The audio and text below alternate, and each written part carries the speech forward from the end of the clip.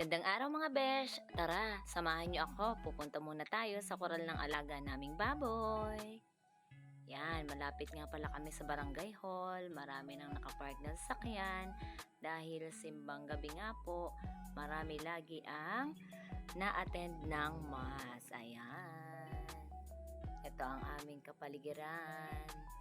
Dahil nga po panahon ng tag-ulan, marami na ulit ang may mga tanim. At ayan nga po, meron na dito sa aming mga tanim. Karamihan ay kamatis. Yan.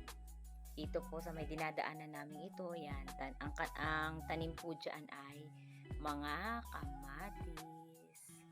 Dini naman po sa part na ari po ay lupa ng aking inay.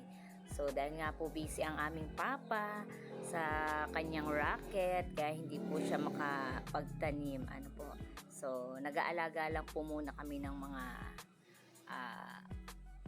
manok at saka yung meron po kaming kaisa-isang alagang Tagalog na baboy. Ngayong araw nga po ay ating pasusumpitan ang aming alagang baboy. Salamat po Kakang Merly sa pag-refer sa amin sa JetBest.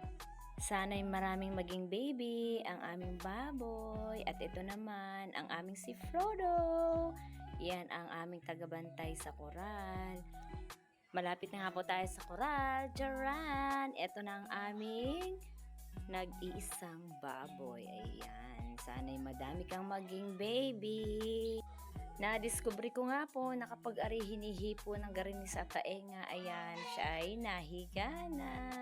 Mabait naman pala ang garining baboy. At isa pa hindi maselan alagaan. Yun lamang po. Maraming salamat.